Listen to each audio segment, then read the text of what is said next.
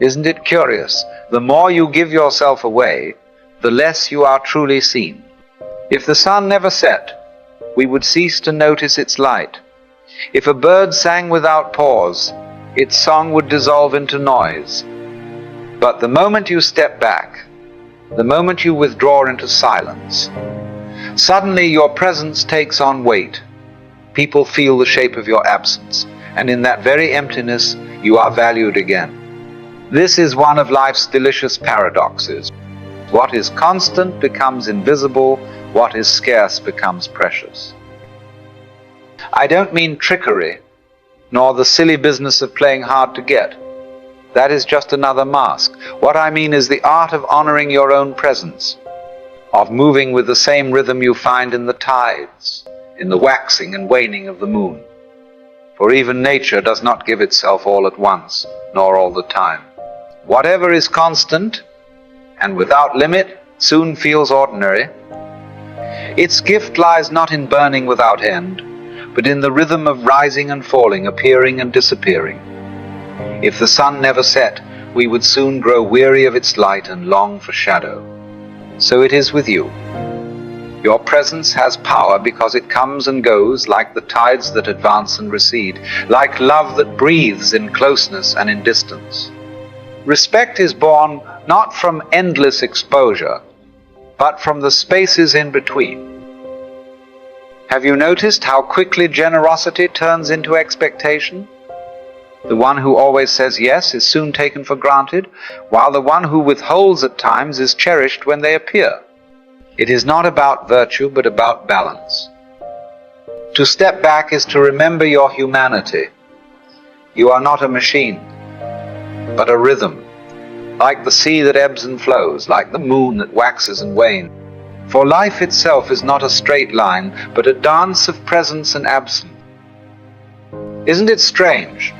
The moment you cease to be forever at hand, the relationship takes on new life. For when you are not always there, people no longer treat you as furniture in the room, but as a presence to be encountered. They lean closer. They listen. They treasure the passing moment. Even your silence, even your absence begins to speak. We only notice the sweetness of water when it grows scarce. When it gushes everywhere, it is wasted and ignored. But when it is drawn from a deep well, each sip is savored. So it is with your presence. If you flood the world with yourself, you wash away your value. But when you come and go like the tide, your presence refreshes like cool water in the desert. From childhood we are taught to smile, to nod, to say yes, mistaking obedience for affection and availability for love. Yet love, like a garden, needs space to breathe. Too much rain drowns it, too much sun withers it. It flourishes in rhythm, not excess. Absence is not emptiness, but the interval that gives shape. Just as music is made not only of notes, but of the silence between them, so too love ripens in the dance of nearness and distance. Without the pauses, all dissolves into noise. Life is like a melody.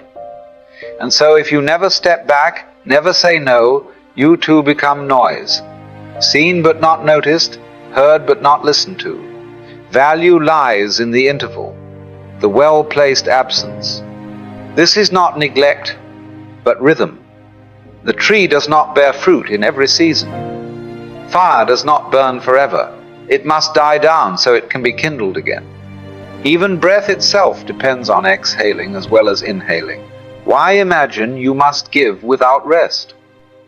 When you withdraw and return, your presence gathers weight, like the hush that makes the bells strike resound. And here is the paradox. By making yourself less available, you become more real. People meet your wholeness, not the fragments you scatter. Like the man who speaks rarely, it is not his words that are louder, but his silence that makes them precious. So it is with your presence. Given without pause, it is diluted. Held with rhythm, it gathers intensity. This is why stepping back is sometimes the most loving act of all. Look at love itself. Lovers who clutch too tightly smother the flame. while those who vanish altogether let the fire die. The art lies in rhythm, closeness and distance, voice and silence, embrace and release. Notice how the man who is seldom available is the one most carefully attended, not because his busyness is a virtue, but because his time carries weight. If he gives you a moment, it feels like a gift, for it has not been scattered like seed on barren ground.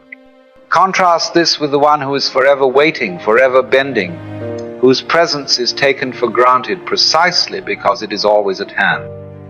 This is not a question of superiority, but of recognition. When you honor the worth of your own hours, others are compelled to honor them too. But if you spend them carelessly, the world will treat them as trifles. And so, to stop being always available is not cruelty, it is clarity. It is the quiet refusal to leap at every summons, to patch every quarrel that is not yours, to serve as the eternal remedy for other people's restlessness. It is to stand rooted in yourself, and from that stillness to act when the moment is right. For your life is not meant to be endlessly consumed, but to be lived, richly, deeply, sincerely. And only from such fullness can you give in a way that nourishes, rather than exhausts. Now here is something quite remarkable. When you cease to be endlessly available, you begin to hear your own life again. For in forever tending to others, you drown the small secret music within. Your days are filled with clamor, but your soul remains unheard. Step back and suddenly you catch the whispers, the quiet callings, the subtle joys, the long-buried desires that rise like forgotten seeds breaking through the soil. To be available to yourself is the beginning of authenticity, and without authenticity, love itself becomes counterfeit. Every yes that betrays your own being is in truth a silent no, and from such denials only resentment can grow. There was a man who spent himself in the service of others, giving until he was emptied. Yet for all his sacrifice he remained unseen. At last, exhausted, he stepped back. And only then did the world protest. They called him selfish, cold, neglectful. But slowly, something curious began to happen. In his absence, they began to feel the weight he had long carried. For the first time, his presence was no longer taken for granted, but respected. In stepping back, he had not lost love at all. He had opened the door for love to appear, where once there had only been convenience. So you see, to become less available is not an act of rejection, but of invitation. It is the invitation for others to wake up to your presence, and for you to wake up to yourself. For only in the open space between two beings can respect take root and love draw breath. When you are forever at hand, no one stops to wonder who you are or what you truly give. But when you withdraw, when you refuse to play the endless part, suddenly they must pause, they must look, and in that moment of seeing, the whole pattern begins to shift. Why, then, is this so hard? Because we are frightened. We imagine that a single no will banish love. We fear that if we step aside, we shall be forgotten. We tremble that if we honor our own worth, others will not. But ask yourself, if someone values you only so long as you are endlessly at their disposal, is that love, or is it merely convenience? Much of our suffering, you see, is not caused by what others do to us, but by what we permit. Out of fear of displeasing, we stretch ourselves thin, we give beyond our means, we say yes when the heart cries no, and then we cloak this self-betrayal under the name of kindness. But it is no kindness to betray yourself. To give what you do not have is like offering an empty bowl. True kindness flows only from fullness, and fullness requires form.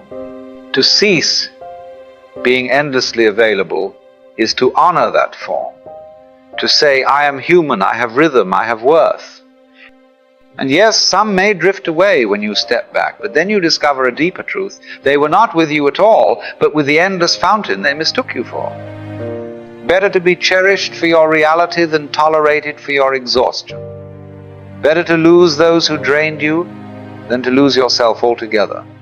And here again the paradox shows its face. Those who truly matter, those who truly love, will not vanish when you step back. They will bend with you, as trees bend with the wind. They will grow into the space you create, and in that very movement, the bond deepens.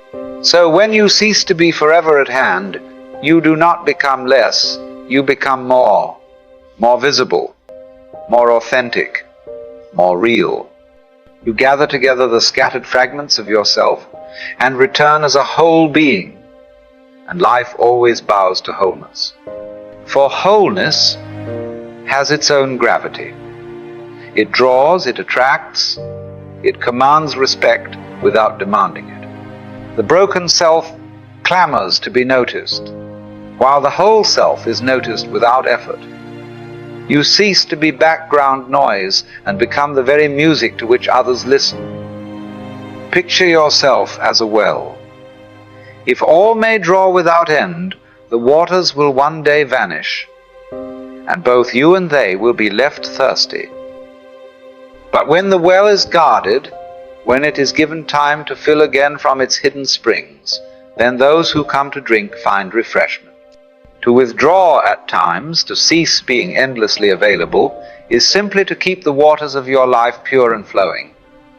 This is not selfishness, but the very condition that makes giving possible. From a full well, the water is sweet. From a dry one, nothing can be drawn. Yet the world will not at first thank you for this. Those who were accustomed to your endless flow will call you selfish, accuse you of change. And indeed you have changed. You are no longer a tool to be used, but a being who gives from freedom.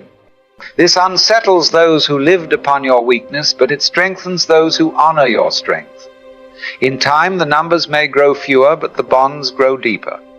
For love that is real does not fear your boundary. It bows to it. So then we come to this curious question. Who are you when you're not forever on call, forever answering the ring of the world? Who are you when you sit still, when you stop chasing, when you listen to the hum inside your own skull? Most of us forget, you see, because we're so busy being useful to others that we've misplaced ourselves. But in the silence, in that delicious nothing, you suddenly stumble upon yourself again. And far from being empty, it's wonderfully full. To withdraw is not to desert life, but to return to it. For in stepping back, you discover that life is like breathing in and out. If you only breathe out, you collapse. If you only give, you dry up. The rhythm of the tide is the rhythm of being. You see? It's the old paradox. In not seeking, things come to you. In not clutching, they remain. And so, curiously, when you stop demanding respect, people respect you. When you cease to be always available, you become truly present. You don't have to insist on your worth, you are it. So, the game is not about being endlessly busy, endlessly agreeable. It's about rhythm, sincerity, wholeness. Say yes when it's a real yes, say no when it's a real no. Step forward when you're full, step back when it's time to fill. That isn't selfishness. That's simply the wisdom of the dance. And then, as if by magic, life begins to keep the beat with you.